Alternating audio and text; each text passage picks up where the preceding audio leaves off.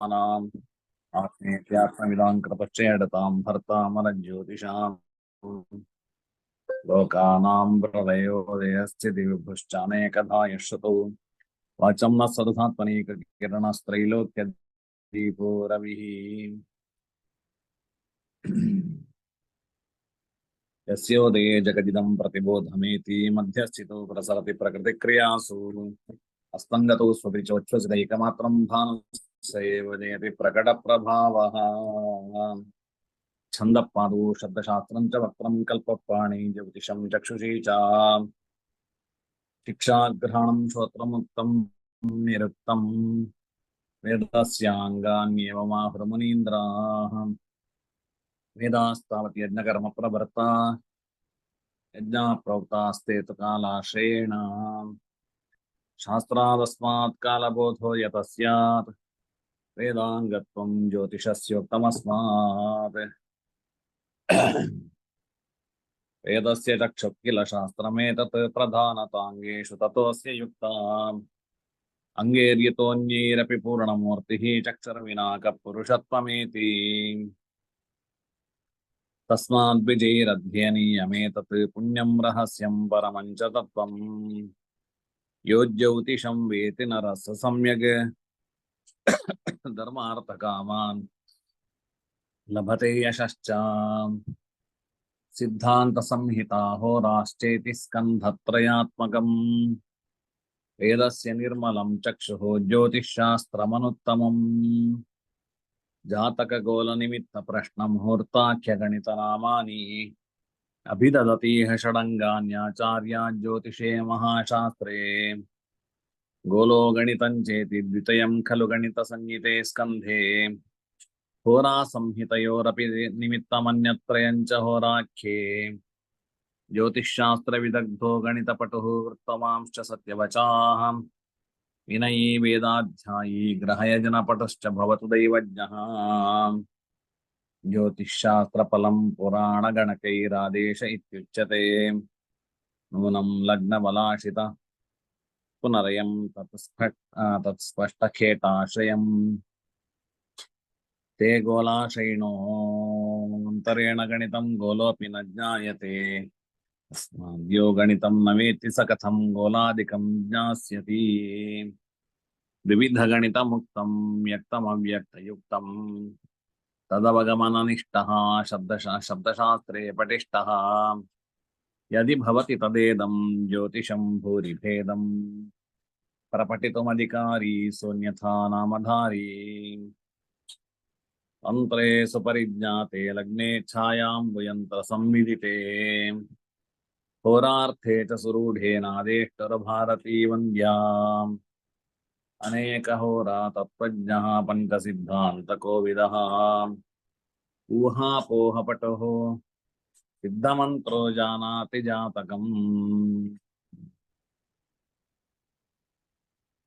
जगति प्रसारितमिव ಅದು ಇದರಲ್ಲಿ ಶ್ಲೋಕದಲ್ಲಿ ಜಗತಿ ಪ್ರಸಾರಿತಮಿವ ಅಂತೇಳಿದೆ, ದೀರ್ಘ ಇದೆ. ಅದು ದೀರ್ಘ ಬರೆದ್ರೆ ಅದು ಕೆಳಗಡೆ ಅರ್ಥ ಹೇಳಲಿಕ್ಕೆ ವ್ಯತ್ಯಾಸ ಆಗ್ತದೆ. ಅದರಿಂದಾಗಿ ಅದು ಹ್ರಸ್ವವನ್ನಾಗಿ ಇಟ್ಕೊಂಡ್ರೆ ಆಯ್ತು. ನಾನು 3 ಸಲ ಹೇಳ್ತೇನೆ, ನೀವು ಕೂಡ ನನ್ನ ಜೊತೆಗೆ ಮ್ಯೂಟಲ್ಲಿ ಇದ್ಕೊಂಡೇ ಹೇಳಿ.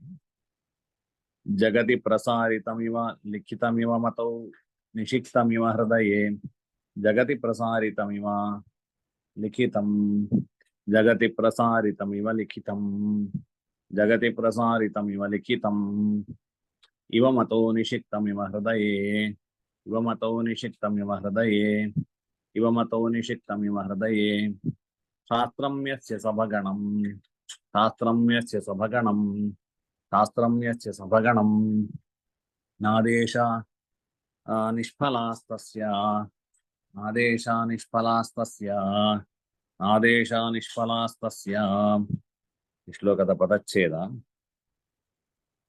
ಜಗತಿ ಪ್ರಸಾರಿತಂ ಇವ ಲಿಖಿತಂ ಇವ ಮತೌ ನಿಷಿಕ್ತಂ ಇವ ಹೃದಯೇ ಶಾಸ್ತ್ರಂ ಯಸ್ಯ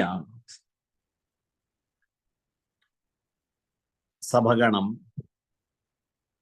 ನ ಆದೇಶಾಃ ನಿಷ್ಫಲಾಃ ತಸ್ಯಾಂ.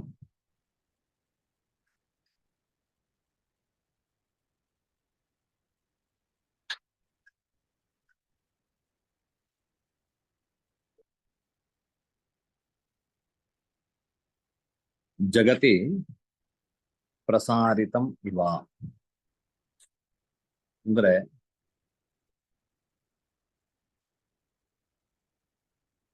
ಆ ಹೇಗೆ ಅಂದ್ರೆ ಸಾಮಾನ್ಯ ದೈವಜ್ಞನ ಶಾಸ್ತ್ರ ಯಸ್ಯ ಸಪಗಣಂ ಆದೇಶ ನಿಷ್ಫಲಾಸ್ತಸ್ಯ. ಯಾರ ಆದೇಶಗಳು ನಿಷ್ಫಲ ಆಗುವುದಿಲ್ಲ ಅಂತ ಹೇಳುವಂಥದ್ದನ್ನ ಹೇಳ್ತಾ ಇದ್ದಾರೆ. ಅಂದ್ರೆ ಜ್ಯೋತಿಷ್ಯ ಹೇಗಿರಬೇಕು, ಜ್ಯೋತಿಷಿ ಹೇಗಿರ್ಬೇಕು, ಜ್ಯೋತಿಷ್ಯ ಅಲ್ಲ ಜ್ಯೋತಿಷಿ ಹೇಗಿರ್ಬೇಕು ಅಂತೇಳಿ ಆ ಈ ರೀತಿಯಲ್ಲಿದೆ. ಯಸ್ಯ ಜಗತಿ ಪ್ರಸಾರಿತಮಿವ ಲಿಖಿತಮಿವ ಮತೌ ನಿಷಿಕ್ತಮಿವ ಹೃದಯೇ ಸಭಗಣಂ ಶಾಸ್ತ್ರಂ ತಸ್ಯ ಆದೇಶಾಃ ನ ನಿಷ್ಫಲಾಃ. ನಿಷ್ಫಲ ಆಗುವುದಿಲ್ಲ ಅಂತ ಈ ರೀತಿಯಲ್ಲಿ ಅನ್ವಯ ಶ್ಲೋಕದ್ದು. ಅಂದ್ರೆ ಜಗತ್ತಿನಲ್ಲಿ ಬೇರೆ ಬೇರೆ ಕಡೆ ಹರಡಿಕೊಂಡಿರ್ತದೆ ಜ್ಯೋತಿಷ್ಯ ಶಾಸ್ತ್ರ. ಆ ಜಗತ್ತಿನಲ್ಲಿ ಹರಡಿಕೊಂಡಿರುವಂತೆ ಅದನ್ನು ತಿಳ್ಕೊಂಡಿರ್ಬೇಕು ಒಂದು. ಇನ್ನೊಂದೇನು ಅಂತ ಹೇಳಿದ್ರೆ ಲೋಕ ಸಾಮಾನ್ಯ ಜಗತ್ತಿನ ಒಂದು ಸ್ವಲ್ಪ ಪರಿಜ್ಞಾನವು ಕೂಡ ಅವನಿಗೆ ಬೇಕಾಗಿರ್ತದೆ ಜ್ಯೋತಿಷಿಗೆ. ಲಿಖಿತಮಿವ ಮತವು, ಈ ಅದನ್ನು ಎಷ್ಟವನ ಅಧ್ಯಯನ ಮಾಡಬೇಕು ಅಂತ ಹೇಳಿದ್ರೆ ಅವನ ಮನಸ್ಸಿನಲ್ಲಿ ಅದು ಬರೆದಿಟ್ಟಂತೆ ಇರಬೇಕು. ಅಷ್ಟು ಅದರ ಬಗ್ಗೆ ಅವನಿಗೆ ಅದರ ಅಭ್ಯಾಸ ಅವನಲ್ಲಿ ಬೇಕಾಗಿರ್ತದೆ. ನಿಷಿಕ್ತಮಿವ ಹೃದಯದಲ್ಲಿಯೂ ಕೂಡ ಯಾವಾಗಲೂ ಜ್ಯೋತಿಷ್ಯಕ್ಕೆ ಸಂಬಂಧಪಟ್ಟದ್ದೇ ಚಿಂತನೆಗಳಿರ್ಬೇಕಾಗಿರ್ತದೆ. ಸಭಗಣಂ, ಭಗಣ ಅಂತೇಳಿ ಹೇಳಿದ್ರೆ ಭ ಅಂತ ಹೇಳಿದ್ರೆ ನಕ್ಷತ್ರ ಅಂತ ಹೇಳಿ ಉಂಟು, ಭ ಅಂತ ಹೇಳಿದ್ರೆ ರಾಶಿ ಎಂಬ ಅರ್ಥವೂ ಕೂಡ ಇದೆ. ಭಗಣದಿಂದ ಸಹಿತವಾಗಿರ್ತಕ್ಕಂಥದ್ದು ಸಭಗಣ. ಅದರಿಂದಾಗಿ ನಕ್ಷತ್ರ ಮತ್ತೆ ರಾಶಿಗಳಿಂದ ಸಹಿತವಾಗಿರ್ತಕ್ಕಂತಹ, ಸಿದ್ಧಾಂತ ಸಹಿತವಾಗಿರ್ತಕ್ಕಂತಹ, ಗಣಿತ ಸಹಿತವಾಗಿರ್ತಕ್ಕಂತಹ ಶಾಸ್ತ್ರಂ ಯಸ್ಯ ಯಾರಲ್ಲಿ ಇದೆಯೋ, ಇಂಥ ಈ ರೀತಿಯಲ್ಲಿ ಶಾಸ್ತ್ರ ಅಂತಕ್ಕಂಥದ್ದು ಯಾರಲ್ಲಿ ಇರ್ತದೋ, ತಸ್ಯ ಅಂತವನ ಆದೇಶ. ಆದೇಶ ಅಂತ ಹೇಳಿದ್ರೆ ನಾವು ಹಿಂದಿನ 2-4 ಶ್ಲೋಕ ಹಿಂದೆ ನೋಡಿದ್ದೇವೆ. ಜ್ಯೋತಿಷ್ ಶಾಸ್ತ್ರ ಗಣಂ ಜ್ಯೋತಿಷಾಸ್ತ್ರ ಫಲಂ ಪುರಾಣ ಗಣಕೈ ಆದೇಶ ಇತ್ಯುಚ್ಯತೆ ಎಂಬುದಾಗಿ. ಅಂದ್ರೆ ಜ್ಯೋತಿಷಾಸ್ತ್ರದ ಫಲದ ನಿರೂಪಣೆಯನ್ನ ಆದೇಶ ಅಂತ ಕರೆದಿದ್ದಾರೆ. ಅಂದ್ರೆ ಅಂತ ಜ್ಯೋತಿಷ್ಯನ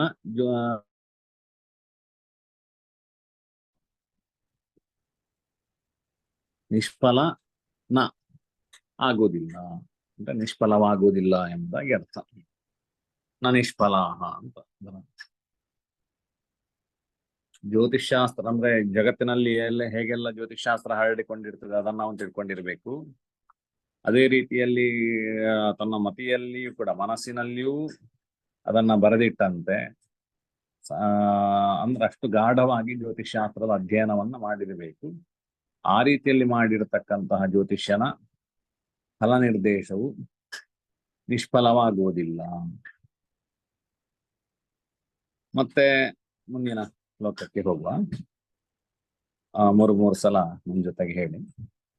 ದೈವಂ ಪುರಾಕೃತಂ ಕರ್ಮ, ದೈವಂ ಪುರಾಕೃತಂ ಕರ್ಮ, ದೈವಂ ಪುರಾಕೃತಂ ಕರ್ಮ, ಭವೇದುತ್ಸಾಹ ಐಹಿಕಂ, ಭವೇದುತ್ಸಾಹ ಐಹಿಕಂ, ಭವೇದುತ್ಸಾಹ ಐಹಿಕಂ, ಇಹ ಜನ್ಮನಿ ತತ್ವಾಕಂ, ಇಹ ಜನ್ಮನಿ ತತ್ವಾಕಂ, ಇಹ ಜನ್ಮನಿ ತತ್ವಾಕಂ, ಯೋ ಜಾನಾತಿ ಸದೈವವಿತ್, ಯೋ ಜಾನಾತಿ ಸದೈವವಿತ್, ಯೋ ಜಾನಾತಿ ಸದೈವವಿತ್. ಅರ್ಥ ನೋಡುವ.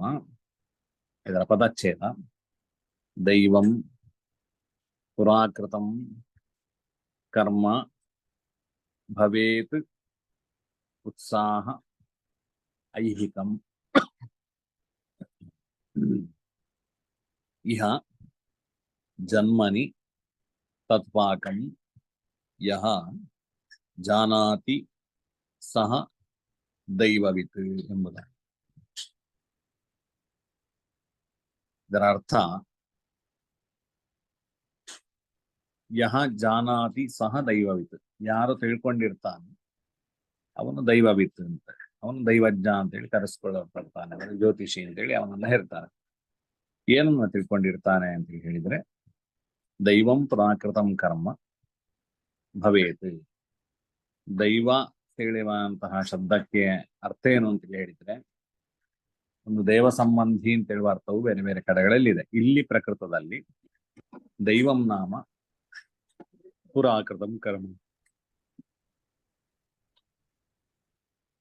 ಹಿಂದೆ ನಾವು ಮಾಡಿರ್ತಕ್ಕಂಥ ಕರ್ಮಗಳು, ಹಿಂದಿನ ಜನ್ಮದಲ್ಲಿ ಪುರಾಕೃತಂ ಕರ್ಮ, ಹಿಂದಿನ ಬೇರೆ ಬೇರೆ ಜನ್ಮಗಳಲ್ಲಿ ಮಾಡಿರ್ತಕ್ಕಂಥ ಕರ್ಮಗಳಿಗೆ ಏನು ಹೆಸರು ಅಂತ ಹೇಳಿದ್ರೆ ದೈವ ಅಂತೇಳಿ. ಅದು ನಮಗೆ ಆ ಕರ್ಮಗಳು ನಮಗೆ ಕಾಣುವುದಿಲ್ಲ, ಅದರಿಂದಾಗಿ ಆ ದೈವ ಅಂತ ಹೇಳಿದ್ರೆ ಅದೃಷ್ಟ ಎಂಬುದಾಗಿ ಕೂಡ ಅರ್ಥ ಇದೆ. ಯಾವುದು ದೃಷ್ಟಿಗೆ ಗೋಚರ ಇಲ್ಲೋ ಅದಕ್ಕೆಲ್ಲ ಅದೃಷ್ಟ ಅಂತ ಕರೀತೇವೆ ನಾವು. ದೈವ ಅಂತ ಹೇಳಿದ್ರೆ ಅದೃಷ್ಟ, ಅರ್ಥಾತ್ ನಮಗೆ ಆ ಹಿಂದಿನ ಜನ್ಮದ ಕರ್ಮದ ಫಲಗಳು ನಮಗೆ ಕಣ್ಣಿಗೆ ಗೋಚರಕ್ಕೆ ಬರುವುದಿಲ್ಲ, ಅದರಿಂದಾಗಿ ಅದು ದೈವ ಅಂತೇಳಿ ಅದನ್ನ ಕರೀತಾರೆ. ದೈವಂ ಪುರಾಕೃತಂ ಕರ್ಮ ಭವೇತ್. ಉತ್ಸಾಹ ಐಹಿಕಂ ಉತ್ಸಾಹ ಭವೇತ್. ಐಹಿಕವಾಗಿರ್ತಕ್ಕಂಥ ಈ ಜನ್ಮದಲ್ಲಿ ನಾವೇನು ಕರ್ಮಗಳನ್ನ ಮಾಡಿದ್ದೇವೆ ಅದಕ್ಕೆಲ್ಲ ಉತ್ಸಾಹ ಎಂಬುದಾಗಿ ಹೆಸರು.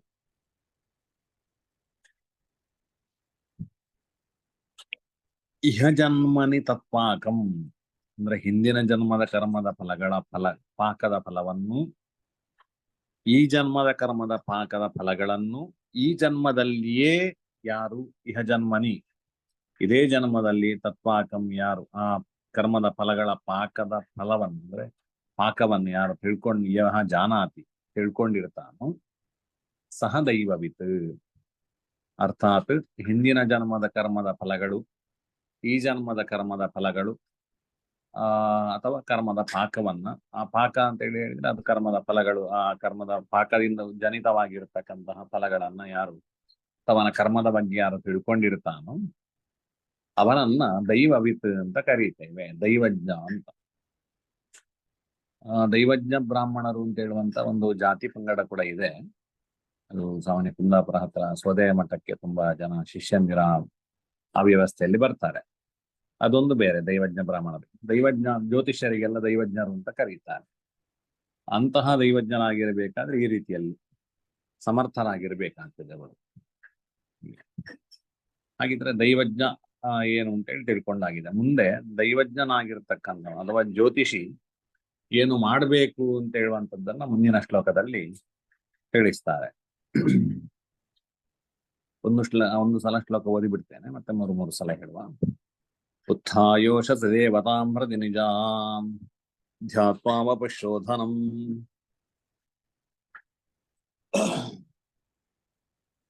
ಕೃತ್ವಾ ಸ್ನಾನ ಪುರಸ್ಸರಂ ಸಲಿಲವಿಕ್ಷೇಪಾದಿಕರ್ಮಾಖಿಲಂ ಕೃತ್ವಾ ಮಂತ್ರ ಜಪಾದಿಕಂಚ ವಿಧಿವತ್ ಪಂಚಾಂಗವೀಕ್ಷಾಂ ತಥಾ ಖೇಟಾನಾಂಗಣನಂಚ ದೈವ ವಿದಥ ಸ್ವಸ್ಥಾಂತರಾತ್ಮ ಭವೇತ್. ಉತ್ಥಾಯೋಷಸಿ ದೇವತಾಂ ಹೃದಿ ನಿಜಾಂ ಧ್ಯಾತ್ವಾವಪಶೋಧನಂ ಉತ್ಥಾಯೋಷಸಿ ದೇವತಾಂ ಹೃದಿ ನಿಜಾಂ ಧ್ಯಾತ್ವಾವಪಶೋಧನಂ ಉತ್ಥಾಯೋಷಸಿ ದೇವತಾಂ ಹೃದಿ ನಿಜಾಂ ಧ್ಯಾತ್ವಾವಪಶೋಧನಂ ಕೃತ್ವಾ ಸ್ನಾನ ಪುರಸ್ಸರಂ ಸಲಿಲವಿಕ್ಷೇಪಾದಿಕರ್ಮಾಖಿಲಂ ಕೃತ್ವಾ ಸ್ನಾನ ಪುರಸ್ಸರಂ ಸಲಿಲವಿಕ್ಷೇಪಾದಿಕರ್ಮಾಖಿಲಂ ಕೃತ್ವಾ ಸ್ನಾನ ಪುರಸ್ಸರಂ ವಿಕ್ಷೇಪಾದಿಕರ್ಮಾಖಿಲಂ ಕೃತ್ವಾ ಮಂತ್ರ ಜಪಾದಿಕಂಚ ವಿಧಿವತ್ ಪಂಚಾಂಗವೀಕ್ಷಾಂ ತಥಾ ಕೃತ್ವಾ ಮಂತ್ರ ಜಪಾದಿಕಂಚ ವಿಧಿವತ್ ಪಂಚಾಂಗವೀಕ್ಷಾಂ ತಥಾ ಕೃತ್ವಾ ಮಂತ್ರ ಜಪಾದಿಕಂಚ ವಿಧಿವತ್ ಪಂಚಾಂಗವೀಕ್ಷಾಂ ತಥಾ ಖೇಟಾನಾಂಗಣನಂಚ ದೈವ ವಿದಥ ಸ್ವಸ್ಥಾಂತರಾತ್ಮ ಭವೇತ್ ಖೇಟಾನಾಂಗಣನಂಚ ದೈವ ವಿದಥ ಸ್ವಸ್ಥಾಂತರಾತ್ಮ ಭವೇತ್ ಹೇಟಾನಾಂಗಣನಂಚ ದೈವ ವಿದಥ ಸ್ವಸ್ಥಾಂತರಾತ್ಮ ಭವೇತ್. ಈ ಶ್ಲೋಕದ ಅರ್ಥ: ಉತ್ಥಾಯೋಷಸಿ ದೇವತಾಂ ಹೃದಿ ನಿಜಾಂ ಧ್ಯಾತ್ವಾ ವಪುಶ್ರೋಧನಂ ಅಥ ದೈವವಿತ್. ಇನ್ನು ಅಥ ಅಂತ ಹೇಳಿದ್ರೆ ಅನಂತರ ಎಂಬುದಾಗಿ ಸಾಮಾನ್ಯ ಅರ್ಥ. ಒಂದು ನಂತರ ನಾವು ಮಾತಿನಲ್ಲಿ ಬಳಕೆಯಲ್ಲಿ ಮಾಡ್ತೇವೆ. ನಂತರ ಹೀಗೆ ಅಂತೇಳಿ ಏನೋ ಮಾತಿನಲ್ಲಿ ಕೆಲವು ಹಾಗೆ ಹಾಗೆ ಅಂತೇಳಿ ಹೇಳ್ತಾ ಬರ್ತೇವೆ. ಹಾಗೆ ಹಾಗೆ ಒಂದು ಸಂಸ್ಕೃತದಲ್ಲಿ ಒಂದು ಶಬ್ದ ಅಥ ಅಂತ ಹೇಳು. ದೈವವಿತ್ ಹಿಂದಿನ ಪ್ರಕರಣ ಇರ್ತದೆ. ಅದು ಇನ್ನೊಂದು ಗ್ರಂಥದ ಈ ಶ್ಲೋಕ, ಈ ಕೆಲವು ಗ್ರಂಥಗಳ ಶ್ಲೋಕಗಳನ್ನು ಇಲ್ಲಿ ಹೆಕ್ಕಿ ಹೆಕ್ಕಿ ಕೊಟ್ಟಿದ್ದಾರೆ ಕೆಲವು. ಅದರ ಹಿಂದಿನ ಪ್ರಕರಣ ಇದರಲ್ಲಿ ಈ ಅಂದ್ರೆ ಇದು ಸಾಮಾನ್ಯ ಪ್ರಶ್ನ ಮಾರ್ಗದಲ್ಲಿ 2ನೇ ಅಧ್ಯಾಯದಲ್ಲಿ ಬರತಕ್ಕಂತಹ 2, 3, 4ನೇ ಶ್ಲೋಕ ಕಾಣುತ್ತದೆ, 3ನೇ ಶ್ಲೋಕ ಕಾಣುತ್ತದೆ. ಅಂತೂ ಒಂದು ಆರಂಭದಲ್ಲಿ ಬರ್ತಕ್ಕಂಥ ಶ್ಲೋಕ ಇದು. ಅದರ ಹಿಂದಿನ ವಿಷಯಗಳೇನೋ ಇರ್ತದೆ ಅನಂತರ ಅಂತೇಳಿ ಅದನ್ನ ಅಲ್ಲಿಂದ ಅವರು ತೊಡಗಿರ್ತಾರೆ. ದೈವವಿತ್, ದೈವಜ್ಞನಾಗಿರ್ತಕ್ಕಂಥವು ಏನೆಲ್ಲ ಮಾಡ್ಬೇಕು ಅಂತೇಳಿ ಈ ಶ್ಲೋಕದಲ್ಲಿ ಹೇಳ್ತಾ ಇದ್ದಾರೆ. ಉಷಸ್ಸಿ ಉತ್ಥಾಯ, ಉಷಕ್ಕಾಲದಲ್ಲಿ ಏಳಬೇಕು. ಉಷಕ್ಕಾಲ ಅಂತೇಳಿ ಹೇಳಿದ್ರೆ ಸಾಮಾನ್ಯ ಬ್ರಾಹ್ಮಿ ಮುಹೂರ್ತ ಅಂತ ಕರೀತೇವೆ. ನಮಗೆ ಮುಂದಕ್ಕೆ ಒಂದೊಂದು ಮುಹೂರ್ತಗಳಿಗೆ ಒಬ್ಬೊಬ್ಬರ ದೇವತೆ ಅಂತ ಹೇಳುವಂಥದ್ದು ಇದೇ ಜ್ಯೋತಿಷ್ಯ ಸೋಪಾನದಲ್ಲಿ ಬರ್ತದೆ. ಹಾಗೆ ಬ್ರಹ್ಮನು ದೇವತೆಯಾಗಿರ್ತಕ್ಕಂತಹ ಮುಹೂರ್ತಕ್ಕೆ ಬ್ರಾಹ್ಮಿ ಮುಹೂರ್ತ ಅಂತೇಳಿ ಕರೀತಾರೆ. ಅಥವಾ ಪಂಚ ಉಷಕ್ಕಾಲ, ಪಂಚ ಉಷಕ್ಕಾಲ, ಸಪ್ತಪಂಚ ಅರುಣೋದಯ, ಮತ್ತೆ ಅಷ್ಟಪಂಚ ಭವೇತ್ ಪ್ರಾತಃ, ಶೇಷ ಸೂರ್ಯೋದಯ ಸ್ಮೃತಾಹ ಅಂತೇಳಿ ಈ ರೀತಿಯಲ್ಲಿ ಇರ್ತಕ್ಕ ಪಂಚ ಉಷಕ್ಕಾಲ, ಸಪ್ತಪಂಚ ಅರುಣೋದಯ ಅಂತ. ಪಂಚ ಅಂತ ಹೇಳಿದ್ರೆ 55 ಗಳಿಗೆ. ನಮಗೆ ಇವತ್ತು ಸೂರ್ಯೋದಯದಿಂದ ನಾಳೆಯ ಸೂರ್ಯೋದಯದವರೆಗೆ 60 ಗಳಿಗೆಗಳು ಸಾಮಾನ್ಯ ಹೇಳಿ ಇರ್ತದೆ. ಸಾಮಾನ್ಯ 60 ಗಳಿಗೆಗಳು ಅಂತ ಇಟ್ಕೊಂಡ್ವಿ. ಈಗ ಸ್ವಲ್ಪ ಜಾಸ್ತಿ ಇದೆ, ಯಾಕಂತ ಹೇಳಿದ್ರೆ ಈಗ ಸೂರ್ಯ ಅಸ್ತಮಾನ ಲೇಟ್, ಸೂರ್ಯೋದಯ ಬೇಗ ಆಗ್ತದೆ. ಈಗ ಒಂದು 32 ಗಳಿಗೆ ದಿವಾಮಾನ ಹತ್ರ 32 ಗಳಿಗೆವರೆಗೆ ಬರ್ತದೆ.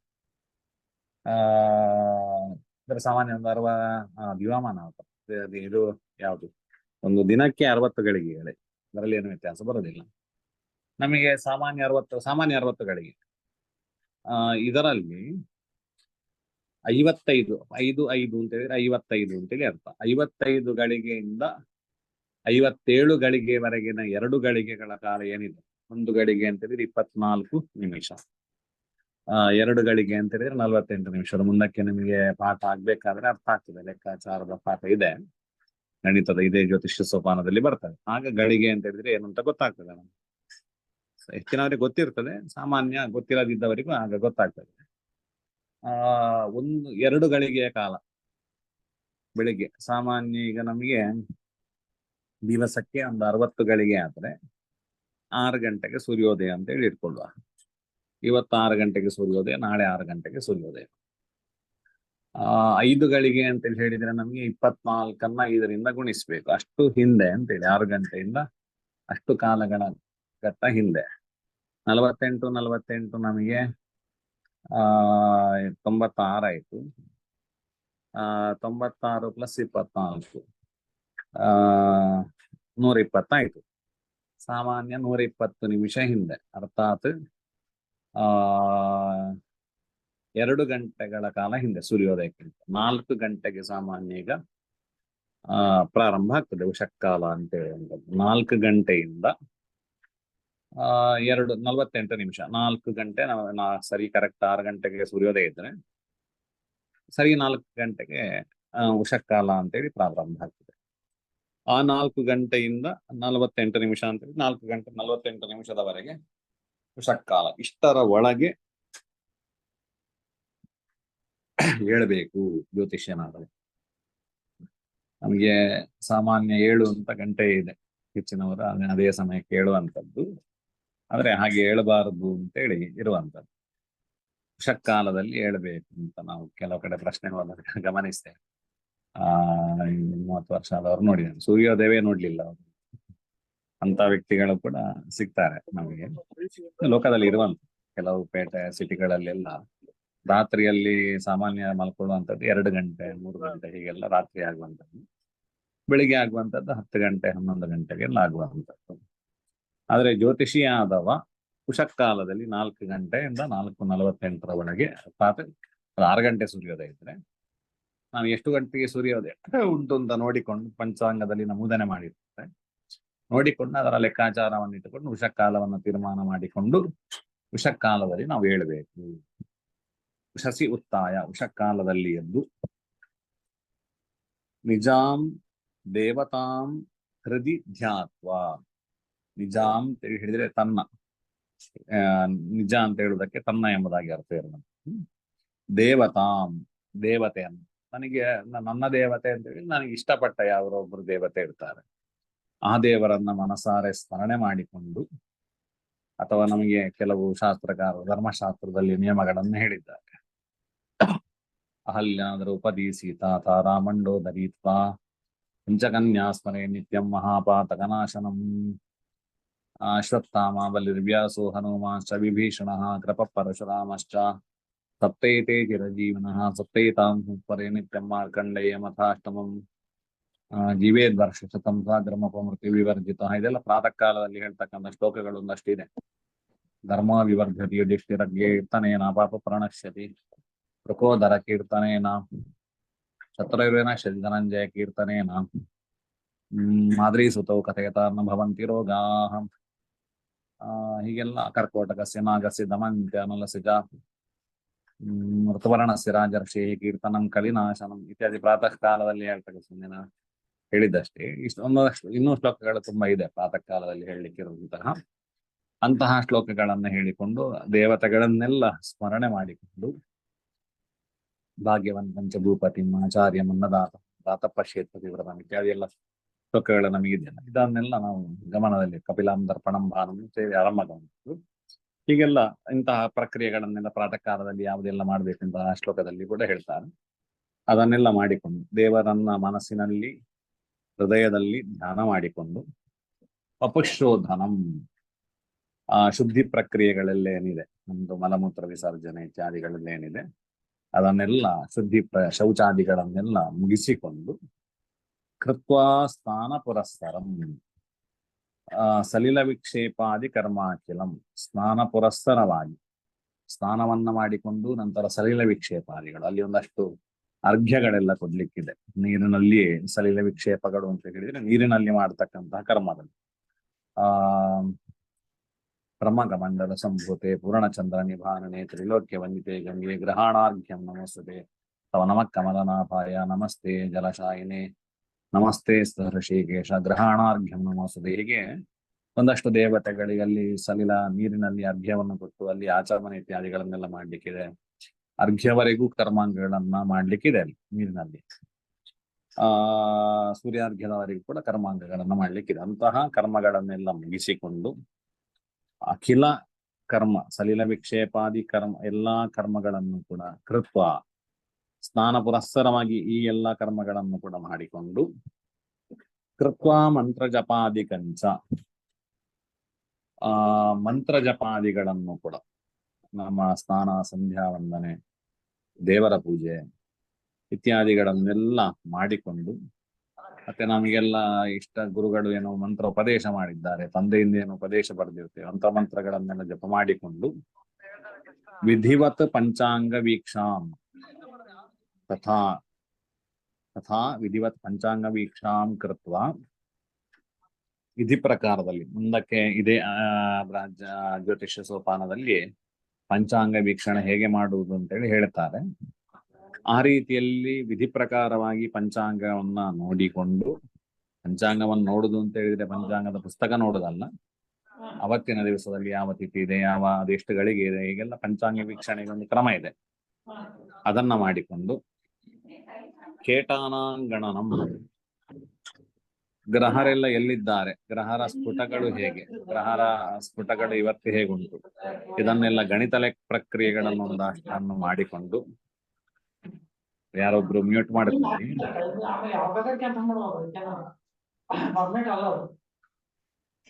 ರಾಘವೇಂದ್ರ ಬಾದ್ರ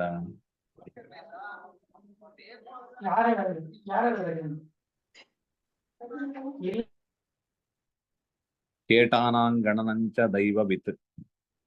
ಹೀಗೆ ಗ್ರಹರ ಗಣಿತಗಳನ್ನ ಮಾಡಿಕೊಂಡು ಗ್ರಹರಿಗೆ ಸಂಬಂಧಪಟ್ಟ ಸ್ಫುಟಾದಿಗಳು ಇತ್ಯಾದಿ ಒಂದಷ್ಟು ಲೆಕ್ಕಾಚಾರ ಇದೆ. ಇವತ್ತು ಯಾವ ನಕ್ಷತ್ರ ಅಂತ ಹೇಳಿ ನೋಡುವಂತ ಕ್ರಮ ಇದೆ, ಎಷ್ಟು ಗಳಿಗೆ ಇದೆ ಅದಂತ ನೋಡುವಂತ ಲೆಕ್ಕಾಚಾರ ಎಲ್ಲ ಇದೆ. ಅದನ್ನೆಲ್ಲ ಅದು ಮುಂದಕ್ಕೆ ಬರ್ತದೆ, ಎಲ್ಲ ಗಣಿತ ಪಾಠದಲ್ಲಿ ಬರ್ತದೆ.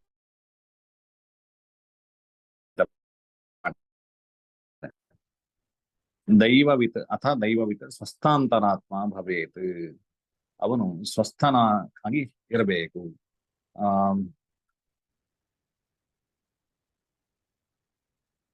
ಸ್ವಸ್ಥಾಂತರಾತ್ಮ ಅಂತ ಹೇಳಿದ್ರೆ ಕೊನೆಗೆ ಇಷ್ಟೆಲ್ಲ ಮಾಡಿಕೊಂಡು ಸ್ವಸ್ಥ ಮನಸ್ಥಿತಿಯಲ್ಲಿ ಇರಬೇಕು ಅಂತ. ಅದೊಂದು ಶ್ಲೋಕ ಇದೆ, ಸಮಧಾತು ಮಲಕ್ರಿಯ ಸಮಾಗ್ನಿಶ್ಚ ಸ್ವಸ್ಥೈತ್ಯ ವಿಧೀಯತೆ ಅಂತೇಳಿ ಒಂದು ಶ್ಲೋಕ ಬರ್ತದೆ. ನಾನು ಹೇಳಿದ್ದೆ, ಅದರ ಸ್ಟಾರ್ಟಿಂಗ್ ನೆನಪಾಗ್ತಾ ಇಲ್ಲ ನಮ್ಗೆ. ನೆನಪಿದೆ ಯಾರಿಗಾದ್ರು? ಅದು ಆಯುರ್ವೇದದಲ್ಲಿ ಬರತಕ್ಕಂಥ ಶ್ಲೋಕ. ಅದು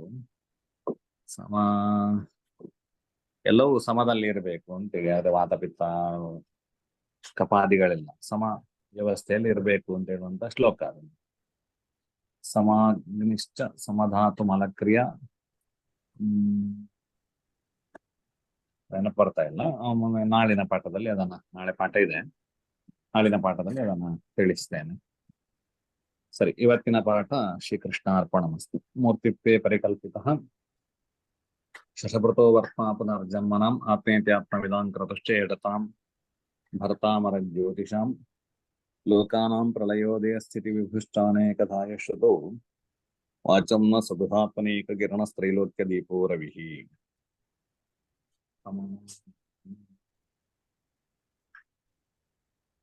ಮುಂದಿನ ಪಾಠಕ್ಕೆ ಒಂದು 5 ನಿಮಿಷ ಶುರು ಮಾಡಿ.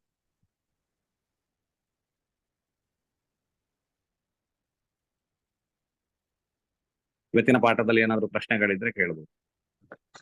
ಅದು ಶ್ಲೋಕಾಚಾರ್ಯ, ಸಮದೋಷ ಸಮಾಗ್ನಿಶ್ಚ ಸಮಧಾತು ಮಲಕ್ರಿಯ ಪ್ರಸನ್ನಾತ್ಮ ಇಂದ್ರಿಯ ಮನಃ ಸ್ವಸ್ಥಃ ಇತ್ಯವಿಧೀಯತೆ. ಸರಿ, ಅದೇ ಶ್ಲೋಕ. ಎಂತ ಸ್ಟಾರ್ಟಿಂಗ್ ಹೇಳಿದ್ದು, ಸಮದೋಷ ಸಮಾಗ್ನಿಶ್ಚ ಸಮಧಾತು ಮಲಕ್ರಿಯ ಪ್ರಸನ್ನಾತ್ಮೇಂದ್ರಿಯ ಮನಃ ಸ್ವಸ್ಥ ಇತ್ಯಭಿಧೀಯತೆ ಅಂತೇಳಿ. ಸರಿ, ಇದೆಲ್ಲ ನಮಗೆ ಸಮ ಪ್ರಕ್ರಿಯೆಯಲ್ಲಿ ಇರಬೇಕು. ಧಾತುಗಳು ನಮ್ಮ ದೇಹದಲ್ಲಿದೆ. ಸಮದೋಷ ಸಮಾಗ್ನಿಶ್ಚ ಸಮಧಾತು ಸಮಾಗ್ನಿಶ್ಚ ಸಮದೋಷ. ದೋಷ ಅಂತ ಹೇಳಿದ್ರೆ ನಮಗೆ ವಾತ ಪಿತ್ತ ಕಪಾದಿಗಳೆಲ್ಲ ಅದರ ವಿಕಾರಗಳನ್ನ ಕರೀತಾರೆ ದೋಷಗಳು ಅಂತೇಳಿ. ಅದೆಲ್ಲ ಸಮ ವ್ಯವಸ್ಥೆಯಲ್ಲಿ ಇರಬೇಕಾಗ್ತದೆ. ದೋಷ ಅಂತ ಹೇಳಿ ಇನ್ನೊಂದು ಏನೋ ಹೇಳ್ತಾರ, ಅದರ ಬಗ್ಗೆ ನೋಡಿಕೊಂಡು ನಾನು ಹೇಳ್ತೇನೆ, ನಾಳಿನ ಪಾಠದಲ್ಲಿ ಹೇಳ್ತೇನೆ.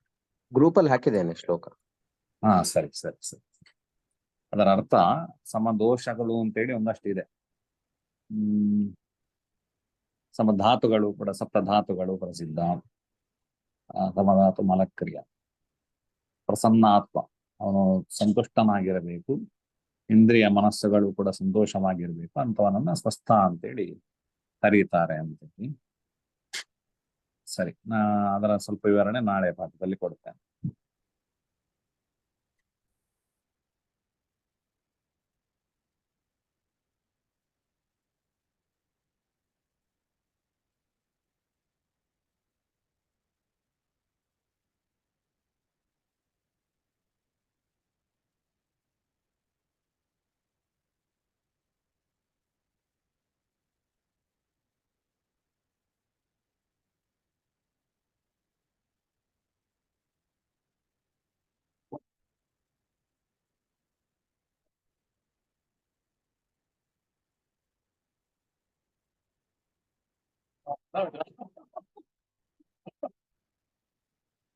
ಪಾಠದ ರೆಕಾರ್ಡಿಂಗ್ ಸ್ಟಾಪ್ ಮಾಡಿದ್ರೆ ಮಾಡ್ಬೋದು, ಎರಡು ಬೇರೆ ಬೇರೆ ಅಂತ ಆದ್ರೆ.